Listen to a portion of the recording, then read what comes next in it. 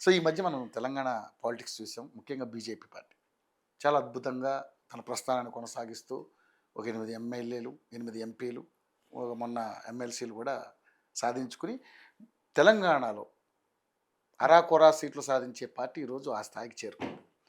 So కొన్ని అంతర్గత విభేదాల వల్ల ఈ మధ్య మనం చూసాం. ఇది ఈటల రాజేంద్ర గారు కావచ్చు, అదేవిధంగా బండి సంజయ్ గారు కావచ్చు, వీళ్ళిద్దరి యొక్క ఇష్యూ వల్ల పార్టీకి డ్యామేజ్ జరుగుతుందని చాలామంది పెద్దలు మాట్లాడుతున్నారు. పొలిటికల్ అనలిస్టులు కావచ్చు, సో మా పార్టీలో ఉన్నటువంటి కొంతమంది నాయకులు.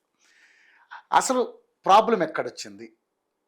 ఒక అధ్యక్షుడి పదవి విషయంలో వీళ్ళందరూ ఆశ పెట్టుకున్నారు. అధ్యక్ష పదవి మార్పు విషయంలో జరిగినటువంటి పరిణామాల్లో లోపల అంతర్గతంగా పెళ్ళిపుకుతున్నటువంటి అన్నీ కూడా ఒకేసారి ఢామ్ అని ఇట్లా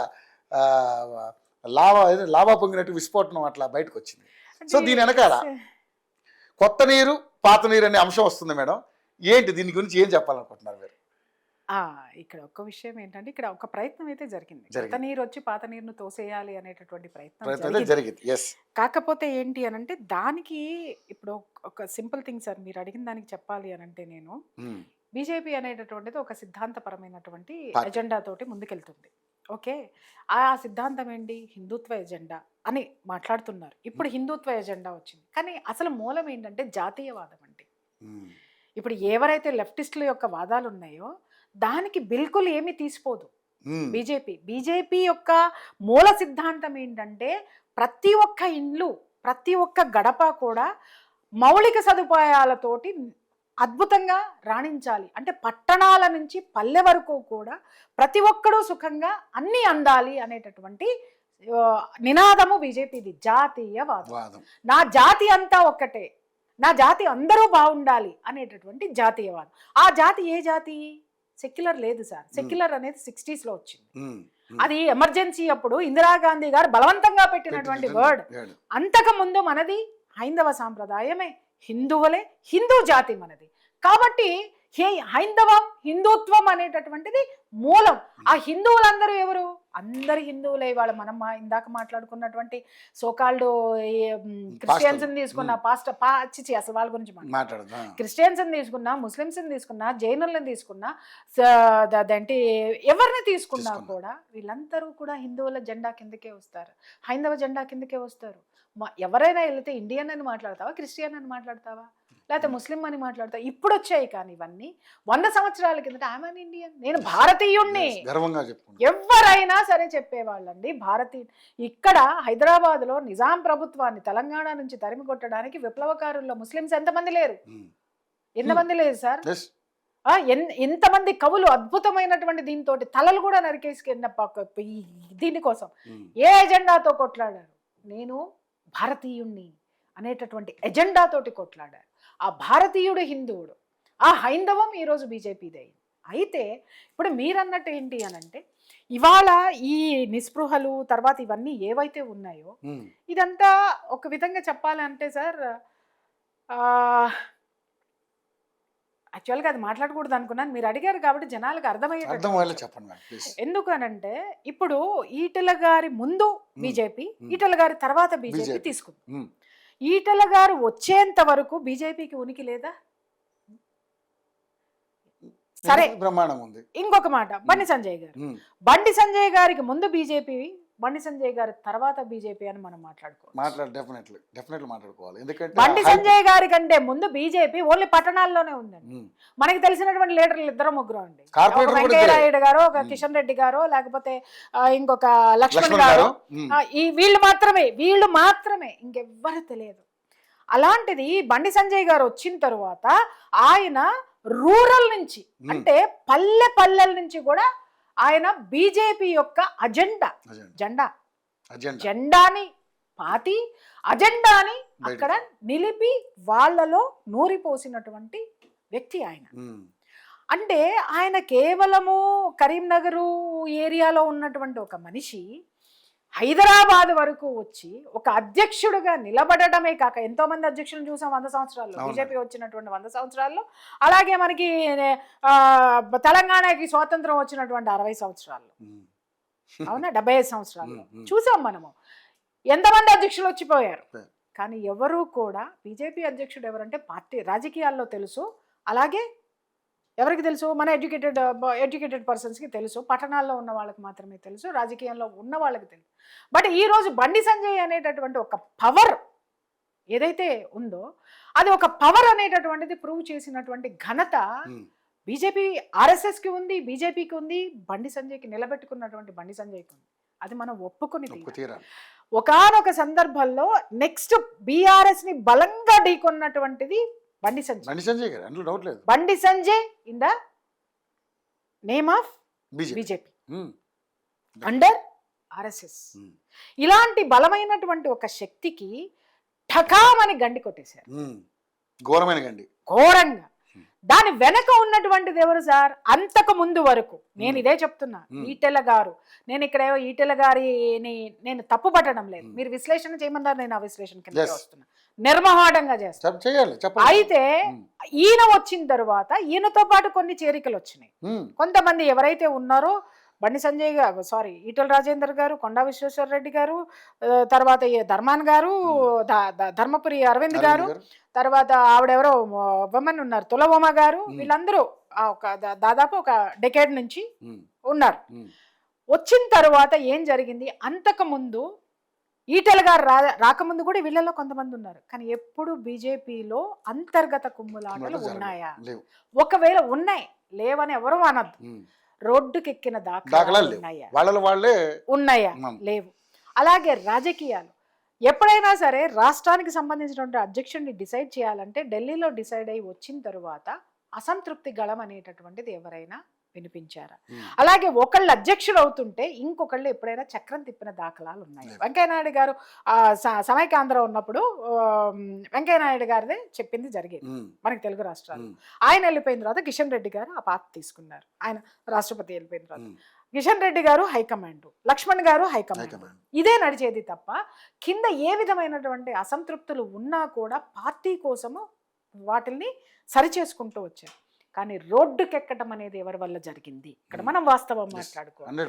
ఈయన్ని అకస్మాత్తుగా పీకి అంత వేవ్ తీసుకొచ్చినటువంటి ఒక పవర్ ఉన్నటువంటి మనిషిని బీజేపీ పవర్లోకి వచ్చేస్తుంది అనేటటువంటి ఒక స్థితిలో అరే ఎందుకో పనికి రానటువంటిది అట్టడుగున పడిపోయినటువంటి కాంగ్రెస్ ఊపు లెగిసింది అనంటే ఎవరి తప్పు?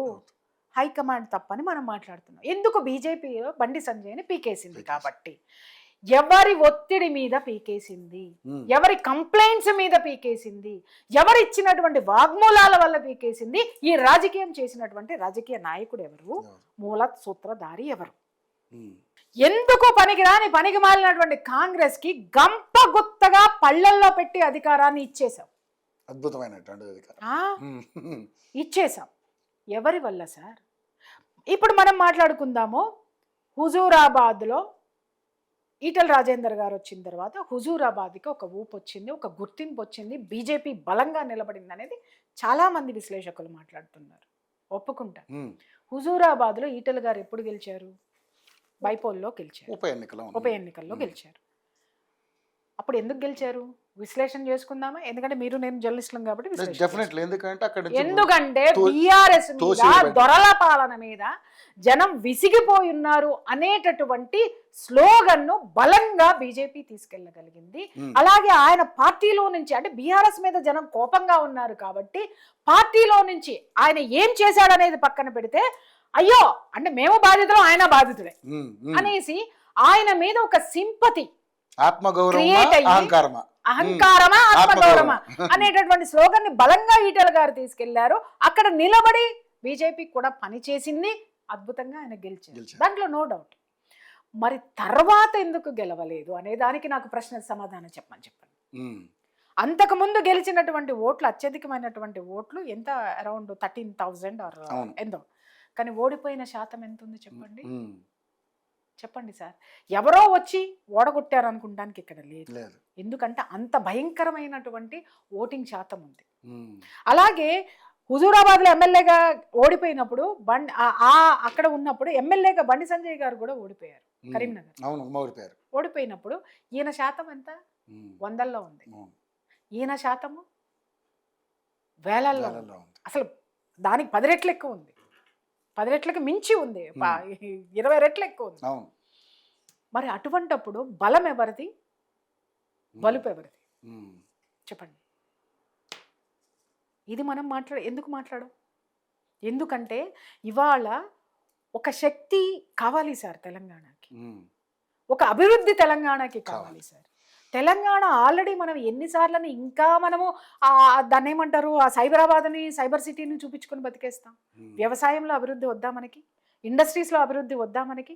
ఈ సాఫ్ట్వేర్ వచ్చిన తర్వాత చదువుకున్నాడికే ఉద్యోగం వచ్చింది అంటే ఇక మిగిలిన వాళ్ళు ఎవరంటే ప్యూన్లు, డ్రైవర్లు. అదే ఒక ఇండస్ట్రీ పెడితే చదువుకోని వాడి దగ్గర నుంచి పై స్థాయి వరకు కూడా ఎంతమందికి అంటే ప్యూన్ దగ్గర నుంచి జీరో అన్ఎడ్యుకేటెడ్ దగ్గర నుంచి 1వ తరగతి చదువుకున్నాడిని మొదలు పెడితే ఆ పైన ఉన్నటువంటి ఎండి, సిఇఓ, మేనేజర్ వరకు, ఎండి స్థాయి వరకు కూడా ఎంతమందికి ఒక పరిశ్రమ వస్తే పని దొరుకుతుంది చెప్పండి.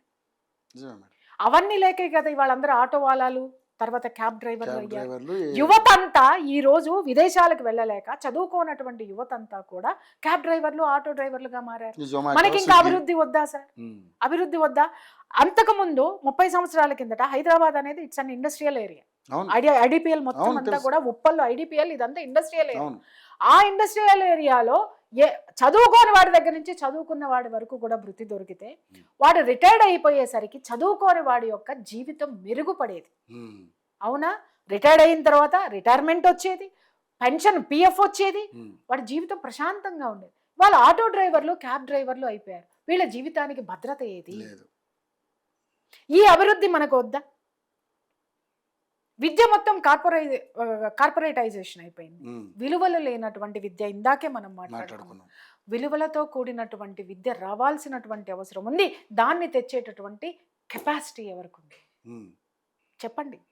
సో ఇప్పుడు బీజేపీకి అటువంటి కెపాసిటీ ఉండుంటే మరి 15 ఏళ్ళు అధికారంలో ఉన్నారు కదా మేడం, ఇప్పటి వరకు ఏం సంస్కరణలు తీసుకొచ్చారని అనుకుంటున్నారు? మరి ఎక్కడ ఏ విషయంలో అంటారు సార్? ఒక్క మాట నేను చెప్తున్నాను, ఇక్కడ అసలు అధికారంలో ఎక్కడుంది తెలంగాణలో?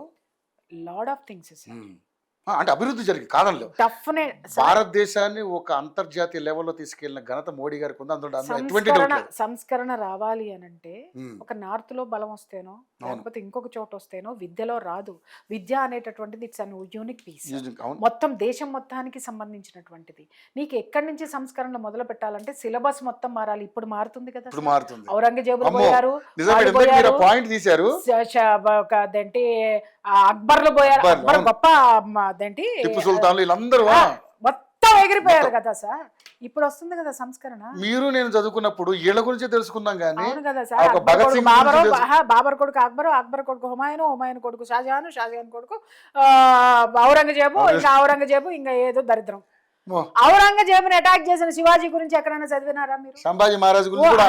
ఔరంగజేబుని సుస్సుపోయించినటువంటి ఆవిడ మన రాజాజీ వైఫ్, ఆవిడ పేరు మర్చిపోయాను, శంభాజీ కోడలు, శంభాజీ కాదు, శంభాజీ తమ్ముడు రాజాజీ భార్య, ఆవిడ పేరు ఏదో ఉంది సార్. ఆవిడ ఔరంగజేబుని వణికిచ్చింది. ఉమెన్ ఆ పాఠాలు అయ్యి సార్. ఇందాక మీరు అన్నారు కదా ఉమెన్ యొక్క సంస్కరణ రావాలి అంటే ఇలాంటి ఎడ్యుకేషన్ ఉంటే ఉమెన్ విలువలు తెలుస్తాయి. విలువలతో కూడినటువంటి విద్యా వ్యవస్థ ఎప్పుడైతే మారుతుందో, వ్యవస్థ విలువలతో కూడినటువంటి స్థితిలో ఎప్పుడైతే ఉంటుందో సంస్కరణ ఆటోమేటిక్గా వస్తుంది. సంస్కరణ ఇప్పుడు మొదలైంది. ఏమిచ్చారు అనంటే ఉన్నదాన్ని సంస్కరించడానికి 15 సంవత్సరాలు పట్టిందంటే అమలులోకి వచ్చి సంస్కరించబడడానికి ఇంకా దశాబ్ద కాలం పడుతుంది. ఆ దశాబ్ద కాలం కూడా మనం వెయిట్ చేయాల్సినటువంటి అవసరం ఉంది. ఆ దశాబ్ద కాలం కూడా ఎవరు జాతి కోసం నిలబడుతున్నారో, ఎవరు జాతీయతను చాటుతున్నారో వాళ్ళ పక్కన మనం నిలబడాల్సినటువంటి అవసరం కూడా ఉంది. I'm not a politician. నాకు పాలిటిక్స్ కానీ పొలిటికల్గా కానీ ఇంత కూడా ఇంట్రెస్ట్ ఉండదు. నాకు అవంటే చాలా దూరం. కానీ నాకు సంస్కరణ కావాలి అని అంటే ఇప్పుడు ఫర్ ఎగ్జాంపుల్ ఇందాక మనం చదువుకున్న కన్యాశుల్కం, గురజాడ అప్పారావు, తర్వాత వీళ్ళు కానీ కొంతమంది సంఘ సంస్కర్తలందరూ కూడా అప్పుడు కొన్ని ఇట్లాంటి జాడ్యాలను మనం కన్యాశుల్కాన్ని కానీ బాల్య వివాహాలు కానీ పోగొట్టాలి అని అంటే ఈ సంస్కరణలన్నిటి కూడా బ్రిటిషర్స్ తోటి చర్చించి వాళ్ళతోటి మమేకమయ్యి వాటిల్ని పారద్రోలగలిగారు. అంటే అధికారంతో మనం ఉంటే కొన్ని సంస్కరణలు సాధ్యమవుతుంది.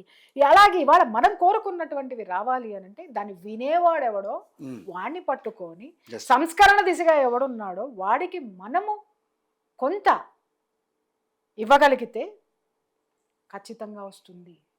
ఎన్నో ప్రభుత్వాలను చూశాను నేను. 30 సంవత్సరాలు నా సుదీర్ఘ ప్రయాణం జర్నలిజం. ఎన్నో పార్టీలు చూశాను, ప్రభుత్వాలను చూశాను, సంస్కరణ రాలా. కానీ ఒక హోప్ ఆ హోప్ మీదే ఇప్పుడు ప్రయాణం ఉంది. ఓకే, సో అందుకే మీ ఒంటరి పోరాటం కొనసాగిస్తా ఉన్నారు ప్రతి మీడియా మాధ్యమాల్లో. నా వెనక చాలా సైన్యం ఉంది నిజంగా. నా వెనక కొన్ని 130 కోట్ల మంది భారతీయులు ఉన్నారు. I'm not only one person. కానీ అని నేను అనేది ఏంటంటే మేడం, మీరు నిజంగా ఎంత అద్భుతమైన వాల్యుబుల్ పాయింట్స్ చెప్తున్నారు. కానీ ఆచరించగలిగిన వాడు అంటే మిమ్మల్ని యాక్సెప్ట్ చేసిన వాళ్ళని చూస్తే అర్థమైపోతుంది మిమ్మల్ని ఎంతవరకు. నేను అదే చెప్పా కదా, నైటీ ఇష్యూ వచ్చినప్పుడు చాలా మంది ఆడవాళ్ళు నాకు చెప్పారు, మేడం మొదట్లో తిట్టుకున్నాం మేము, కానీ చూద్దాం ఈవిడ ఏదో చెప్తుంది కదా అని మేము పగలపూట నైటీలు వేసుకోవడం మానేసి డ్రెస్సులు వేసుకున్నాం. మరీ చీరలు కట్టుకున్నాం అనేంత ఇదే, చీరలు కట్టుకున్నామని చెప్పి మేము మామూలుగా వేసుకున్నా మా ఇంట్లో వాళ్ళకి మా మీద గౌరవం పెరిగింది అని చెప్పిన స్త్రీలు ఎంతమంది ఉన్నారో తెలుసా? బడవల్లారా, చాలా మంది ఉన్నారు. అలాగే కొంతమంది స్త్రీలు కూడా ఉన్నారు, ఈవిడ మాట్లాడుతుంది, ఈవిడ ఈ విధంగా మాట్లాడుతుంది, ఆడవాళ్ళనే వేలెత్తి చూపిస్తుంది, కానీ మనలో ఉన్నవి సంస్కరించుకుంటే కనుక సంసారం ఎందుకు చక్కబడదు అని ఆలోచించి సంస్కరించుకున్న వాళ్ళు, కాపురాలు నిలబెట్టుకున్న వాళ్ళు ఎంతో మంది ఉన్నారు. I feel very proud. నన్ను తిట్టుకున్న వాళ్ళు నాకు అవసరం లేదండి, నా వల్ల ఒక్కళ్ళైనా బాగుపడ్డారా కొండంత ధైర్యం నాకు వచ్చిస్తుంది. 100 మందిలో 90 మంది తిట్టుకున్న 10 మంది బాగుపడితే మనం సక్సెస్. 10 మంది 90 మందిని మార్చేస్తారు సార్. డెఫినెట్లీ, అవును, అదే చాలా పెద్ద శాతం, అది 10% అది చాలా పెద్ద శాతం. అలాగే ఇప్పుడు మీరు అన్నట్టుగా లోకల్ గా ఉన్నటువంటి ఈ గొడవలన్నీ కూడా నిజం చెప్తున్నాను, కొత్త వాళ్ళు వచ్చిన తర్వాతనే జరగలేదు ఇది. ఇప్పుడు మీరు అన్నారు పాత నీరు కొత్త నీరు అని, కొత్త నీరు పాత నీరులో కలిసిపోతేనే అది సాధ్యమవుతుంది. లేదనుకోండి, కొత్త నీరు వచ్చిందని చెప్పేసి రోగాలు ఎక్కువ వస్తాయి, మీకు అర్థమైందో లేదో. అలాగే పాత బియ్యం కొత్త బియ్యం వస్తే కడుపులో నొప్పి వస్తుంది, అది పాతబడాలి, పాతబడిన తర్వాతనే అది ఒంటికి పడుతుంది. అలాగే కొత్త వాళ్ళు వచ్చినప్పుడు సంస్థాగతంగా ఏదైతే ఉన్నదో దాన్ని అడాప్ట్ చేసుకోవాలి. ఫస్ట్ వీళ్ళందరూ వచ్చేసి బండి సంజయ్ అనేటటువంటి వాడు ఉన్నాడు అని అంటే మాత్రం పార్టీ గెలవదు, పీక్ అవతల పడేస్తే అగ్రెసివ్గా మేము వెళ్ళిపోయి గెలిపిస్తామని చెప్పి తప్పుడు సంకేతాలని అధిష్టానానికి ఇచ్చి బండి సంజయ్ మీద వీళ్ళందరూ అవినీతి ఆరోపణలు వేసి, అవినీతి ఆరోపణలు ఒక్కటే కాదు సార్, అండర్లైన్ దిస్ పాయింట్, ఆయన మీద వెయ్యకూడనటువంటి ఆరోపణలన్నిటినీ వేసి మరీ తీసేశారు.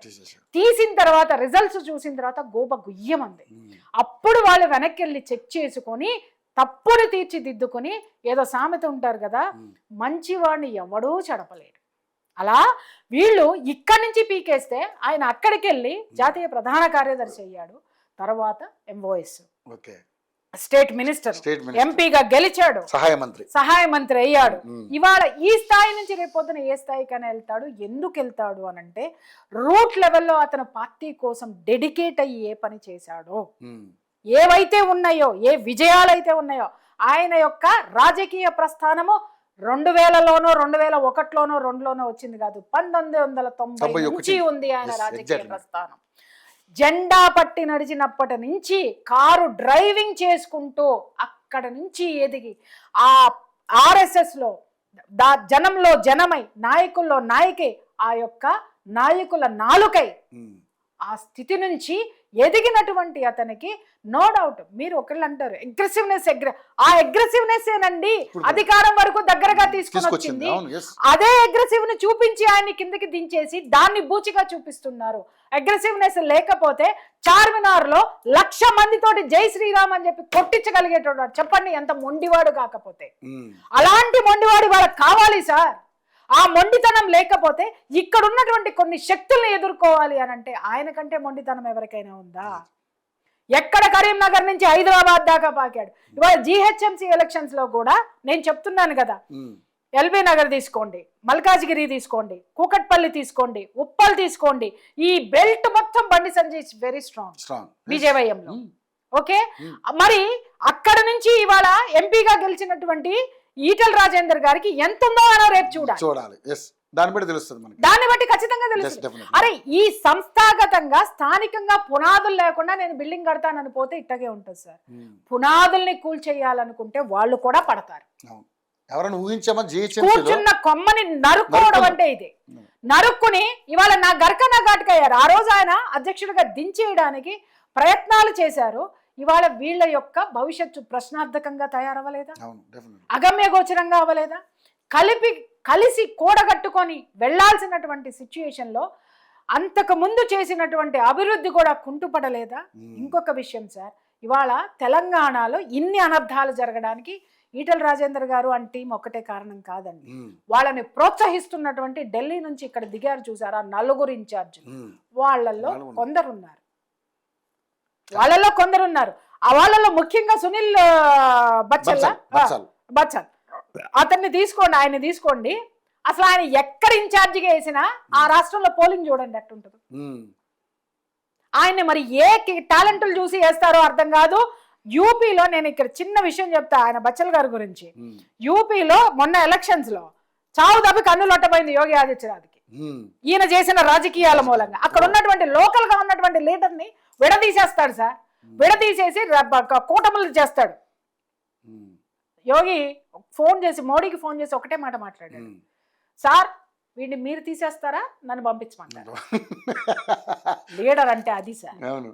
వీడిని మీరు తీసేస్తారా నన్ను పంపించమంటారా అని అంటే ఒక తన్ను దంతే అక్కడి నుంచి యోగి ఆదిత్యనాథ్ వచ్చి దరిద్రం తెలంగాణలో పడి ఇక్కడ కూటములు రాజేస్తున్నాడు. కూటములకి ఆజ్యం పోస్తున్నాడు. నేను నిన్నే చేస్తా, నేను నిన్నే అధ్యక్షుడిగా చేస్తా, నువ్వే ఉంటావు అనేసి ఈ పెద్ద మనిషికి మాట ఇచ్చి 3 సార్లు తన్నించుకుని వచ్చాడు. ఇంకొక విషయం ఏంటంటే అసలు ఒక రాష్ట్రానికి 4 ఇన్ఛార్జీలు. ఈ 4 ఇన్ఛార్జీలు బీజేపీ ఆఫీస్ లో కూర్చొని 4 కూటములు ఎవరి మాట వినాలి? ఈయన మీటింగ్ పెట్టంగానే ఇంకొకరు పెడతాడు, ఇంకొకరు పెట్టంగానే ఇంకొకరు పెడతారు, ఇంకొకరు పెట్టంగానే ఇంకొకరు. ఈయన ఒక 10 ఇస్తాడు, ఏది ప్రోగ్రామ్స్. ఈయన 10 ఇచ్చాడని ఆయన 20 ఇస్తాడు, ఆయన 20 ఇచ్చాడని ఆయన ఇంకో 15 ఇస్తాడు. ఎన్ని చేస్తారు?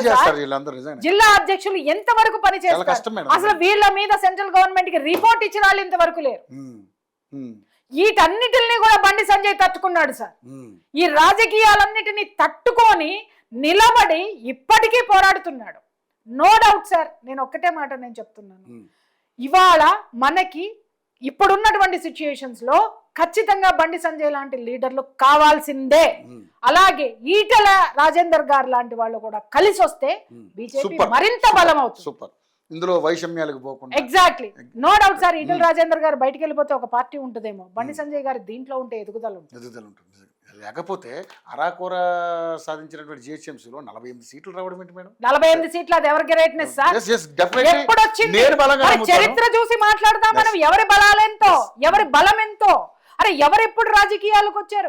మనకి కావాల్సింది ఇక్కడ ఒక పరిపాలన, మనకి కావాల్సింది ప్రజలకు అవసరమైనటువంటి సిచ్యుయేషన్. ఇప్పుడు మొన్నటి దాకా ఒక ప్రెషర్ ని చూసాం, అలాగే ఇప్పుడు కాంగ్రెస్ వచ్చిన తర్వాత ఇంకొక ప్రెషర్ ని చూస్తున్నాం. అరే ఎప్పుడు సార్ మనల్ని మనం ఇది చేసేది? మనం అసలు చూడమా, పైకి చూడమా, ఇక్కడిక్కడే కొట్టేసుకుందామా? రాష్ట్రం ఇంతవరకు అభివృద్ధిలోకి వెళ్ళాల. నేను అదే మాట్లాడుతున్నా, ఎంతసేపు ఎంతవరకు సాఫ్ట్వేర్లు నమ్ముకొని కూర్చోవాలి? ఇండస్ట్రీలు వద్దా? వ్యవసాయం బాగుపడద్దా? అభివృద్ధి రావద్దా? అరే ఎక్కడ మాట్లాడదామండి? ఇవాళ రోడ్లు చూడండి, వెళ్ళి చూస్తే ఎట్లా ఉన్నాయి, ఎంత అధ్వానంగా ఉన్నాయో సార్. ఎక్కడికి పోతున్నాయి సార్ ఈ నిధులన్నీ? నిధులు లేవా? పుష్కలంగా ఉన్నాయి. ఎక్కడ ఎందుకు అవుతుంది రాష్ట్రం ఇంత అప్పుల్లో? వీటి మీద మాట్లాడు. అరే ఎవరైనా నేను చూస్తాను డిబేట్ లో కూర్చుంటే ఏ పార్టీకి సంబంధించిన వాళ్ళు ఆ పార్టీకి మాట్లాడాలి, ఉంటారు నాకు. కానీ అభివృద్ధి గురించి మాట్లాడడం సాక్షాత్ ముఖ్యమంత్రి గారే నన్ను కోసుకు తినడం దగ్గర రూపాయలు లేదంటే ఏం మాట్లాడతారు మేడం? ఎవరు మాత్రం. మరి నువ్వెందుకు అక్కడ కూర్చున్నావు? దిగిపో, ఇంకొకళ్ళు వచ్చి చేస్తారు కదా. ఎందుకున్నావు? అరే రూపాయి పుట్టించలే. ఒకప్పుడు మరి చంద్రబాబు నాయుడు ఉన్నాడు సార్, మరి ఆయన ఏమీ లేనప్పుడు రూపాయి సృష్టించాడు ఆయన. నిజంగానే. ఇక మళ్ళీ ఎక్కువ మాట్లాడితే చంద్రబాబు నాయుడు అది ఇది అని మాట్లాడతారు. వాస్తవాలు మాట్లాడుకోవాలి, మనం వాస్తవాలే మాట్లాడుకోవాలి. అది అర్థం చేసుకుని వాళ్ళ మూర్ఖత్వం, మనం ఏం చేయలేము మేడం. సార్ ఒక్కటి, ఏం జరిగిందో మాట్లాడడానికే మనం ఉన్నాం. ఎలా తీసుకుంటారు అనేది వాళ్ళ ఇష్టం. కాబట్టి సంపదని సృష్టించాలి. నువ్వు నిన్న ఆ సీట్లో కూర్చోబెట్టింది ఇంకా అప్పులు ఉన్నాయి నా దగ్గర ఏం లేవండి, ఇంకా నువ్వెందుకు దిగు? దాన్ని సంస్కరించేవాడు ఇంకొకటి వస్తాడు. అది ఎవరైనా సరే, కాంగ్రెస్ అయినా, బీఆర్ఎస్ అయినా, బీజేపీ అయినా, ఆ మాట నువ్వు మాట్లాడావంటే నీ అసక్తతను చూపించాలి. నాకేం చేత కాదు అంటే సింపతి క్రియేట్ చేసుకోవాలి. సింపతి క్రియేట్ చేసుకుంటే నువ్వు లీడర్ ఎలా అవుతావు? ఎలా అవుతావు? అరే నిన్ను నమ్ముకొని ఇంతమంది రాష్ట్ర ప్రజలు ఉంటే రాష్ట్ర ప్రజలకు ధైర్యం ఇవ్వాల్సిందో, అబ్బాయి ఇక్కడ ఏమి లేదు అని అంటే దిగిపో, ఇంకొకళ్ళు వస్తారు. సో కాబట్టి జనం కూడా, ఓటర్ కూడా మారాల్సినటువంటి మేడం. అవసరం ఉంది సార్. ఖచ్చితంగా వాస్తవాలు తెలుసుకోవాల్సినటువంటి అవసరం అయితే మాత్రం చాలా చాలా ఉంది. సమాజంలో, పరిపాలనలో, వ్యవస్థలో మార్పులు మాత్రం రావాల్సిందే అంతే. సో ఇప్పుడు మరి బీజేపీలో ఆ రకంగా ఊపు రావాలంటే మళ్ళీ బండి సంజయ్ గారితోనే సాధ్యం అంటారా? ఎందుకంటే రాజాసింగ్ కూడా మొన్న దిగిపోయినప్పుడు ఆయన రిజైన్ చేసేటప్పుడు ఇలాంటి వ్యాఖ్యలు చేశాడు. బీజేపీలో ఉన్న నాయకుల వల్లనే బీజేపీ సర్వనాశనం అయిపోయింది. ఎగ్జాక్ట్లీ. అంటే ఇక్కడ ఒక్క విషయం సార్, 200% మాట్లాడింది. అంటే ఇక్కడ అభివృద్ధి అనేటటువంటిది చేయదు. ఇప్పుడు అధిష్టానం యొక్క ఆలోచనలు మారినాయి, మీకు అర్థం కావట్లేదు. నిన్న మొన్నటి వరకు రాజాసింగ్ మాట్లాడినంత వరకు, రాజాసింగ్ వెనకబడినంత వరకు అది జరిగిందేమో కానీ, ఏదైతే ఇప్పుడు బీజేపీకి 2 తెలుగు రాష్ట్రాల యొక్క విజయం చాలా ముఖ్యం. నెక్స్ట్ ఎలక్షన్స్ లో పక్కా మీరు రాసి పెట్టుకోండి. 2 తెలుగు రాష్ట్రాల్లో అధికారం అనేటటువంటిది చాలా అవసరము, ముఖ్యము కూడా. ఖచ్చితంగా దీని మీద దృష్టి సారించి కూర్చున్నారు. పాత పద్ధతుల్లో ఎవరైతే కొత్త నీరు రావాలి సార్, ఇక్కడ పాత కొత్త లేదు సార్. ఎవరైనా రాజకీయ నాయకుడే, ఎవరైనా నాయకుడే, ఎవరైనా ప్రజాప్రతినిధే, ఏ పార్టీలోకి వచ్చినా, ఏ పార్టీలో ఉన్నా కూడా కొత్త పాత వద్దు. కానీ ఉన్నవాడిని నువ్వెంతవరకు అడాప్ట్ చేసుకున్నావు, వచ్చిన వాడికి నువ్వెంత హెల్ప్ చేస్తున్నావు, ఇది మెయిన్ ఇక్కడ. అంతేగాని నేను వచ్చినప్పుడేమో అంతా మనం, నాకు పనికి రానప్పుడేమో ఎదవలు. ఇది ఈ బ్రాండే. అంటే నువ్వు వచ్చే ముందు ఇంత పెద్ద రాజకీయ నాయకుడు, నీకు తెలియదా బీజేపీలో ఏం జరుగుతుందని? అంటే నువ్వు ఆల్రెడీ వస్తూనే ఒక ఎజెండాతో వచ్చేసావు ముఖ్యమంత్రి అవ్వాలని, కాబట్టి పాములు కదిపావు. ఇక్కడ ఉన్నది ఎవరు సార్? అమిత్ షాలు, నున్ను, మోడీ, నడ్డా. కుదరదు సార్, ఇది ప్రాంతీయ పార్టీ కాదు సార్, ఇది జాతీయ పార్టీ. దేశాలని ఢీకొట్టి నిలిచి విశ్వగురువుగా మార్చినటువంటి ఉద్దండులు అక్కడ ఉన్నారు. కాబట్టి దానికి అనుగుణంగా మనం ఎదగాలి తప్ప మనం లోకల్ అంటే ఎట్లా కుదురుతుంది సార్? We are corporate. ఆ స్థాయికి రావాలి. ఆ భాష కూడా చూడండి, దాన్ని చాలా పాలిష్ చేసుకోవాలి. హైదరాబాద్ నడిగడ్డ మీద మాట్లాడేటప్పుడు ఒక భాష ఉండాలి, కరీంనగర్లో మాట్లాడేటప్పుడు ఒక భాష ఉండాలి, మునుగోడులో మాట్లాడేటప్పుడు ఒక భాష ఉండాలి. ప్రాంతాన్ని బట్టి భాష మారాలి. ఎప్పుడూ ఒకేలాగా ఉంటాను అడాప్ట్ చేసుకోరు. ఎందుకంటే ఇది ఒక ఎడ్యుకేటెడ్ జోన్, విద్యాధికులు ఉన్నటువంటిది, అభివృద్ధి ఉన్నటువంటిది, ఎక్కువ నాగరికత ఉన్నటువంటి ప్రాంతంలో భాష కుదరదు సార్, డెఫినెట్గా కుదరదు. మారాలి, వాస్తవానికి రావాలి. అరుపులు కేకల రోజులు పోయాయి, అది అప్పుడు అవసరం. కేసీఆర్ గారికి మాత్రమే చెల్లింది, ఎందుకంటే అప్పుడు అది అవసరం కాబట్టి. అది అవసరం. అప్పుడు అనగారి ఉన్నారు, అది అవసరం కాబట్టి యాక్సెప్ట్ చేశారు. అదే కేసీఆర్ గారి వాళ్ళు వచ్చి బయటకు వచ్చి మాట్లాడిన ఎవరు యాక్సెప్ట్ చేయరు. అయినా సెంటిమెంట్ రాజకీయాలు రాజేస్తా ఉంటారు. అప్పుడు పక్కవాడిని తిట్టాడు కాబట్టి యాక్సెప్ట్ చేశారు. ఇప్పుడు ఎవరిని తిడతారు సార్? లోపల ఉన్నాడిని తిడితే లోపల నీ వాడే వీడు, నీ రాష్ట్రంలో ఉండి నీకు ఓటేసేవాడే నీ ఓటరే, వాడిని తిట్టేస్తావా? వాడిని ఇన్ఫ్లుయెన్స్ చేయత్తా? అది ఇంత గొప్ప రాజకీయ అనుభవం ఉన్నటువంటి వీళ్ళకి ఇది తెలియకపోవడం ఎంతవరకు కరెక్ట్? తెలుసుకుంటారని కూడా నేనైతే అనుకోను మేడం. ఎందుకంటే ఈ మధ్య కూడా కొన్ని వ్యాఖ్యలు చేశారు, అది మీకు కూడా తెలిసే ఉంటుంది. ఎందుకంటే బిర్యానీ గురించి మాట్లాడారు, మళ్ళీ ఆంధ్ర గురించి మాట్లాడుతున్నారు, మళ్ళీ ఈ జాడ్యం పోవట్లే. అదేంటో నాకు అర్థం అవ్వట్లే. అంటే మన తెలంగాణ సార్ వీళ్ళు అక్కడే ఉన్నారు, ఇంకా ముందుకు రాలే. నేను అదే చెప్తున్నాను, బిర్యానీలు పేడలాగా ఉంటాయి, పెంటలాగా ఉంటాయి, ఈలాగా ఉంటాయి. అంటే మీరు ఇంకా ఎల్కేజీలోనే ఉన్నారు. రండి సార్, ముందుకు రండి. గ్లోబలైజేషన్, నీకేది కావాలో అది సాధించుకుని వచ్చిన తర్వాత నువ్వు ఇంకా అక్కడే ఉంటే జనం నిన్ను విశ్వసించరు. అరే మారండి. అరే రాజకీయాలు ఎప్పటికప్పుడు తన యొక్క స్థితిగతుల్ని మార్చుకుంటూ ఉంటాయి, ఎత్తుగడలు మారాలి. ఇంకా అక్కడే ఉండి ఇంకా ఆంధ్రోళనే అంటావంటే ఏమంటావు? ఆంధ్రోళకి ఏం పని? ఆంధ్రోళ వచ్చి నీకు ఓటేరు. ఆంధ్రోళకి ఇప్పుడు ఏం సంబంధం తెలంగాణ? ఇంకొక విషయం, ఇక్కడ తెలంగాణలో కొన్ని చోట్ల ఆంధ్ర వాళ్ళ ప్రాబల్యమే ఉంది.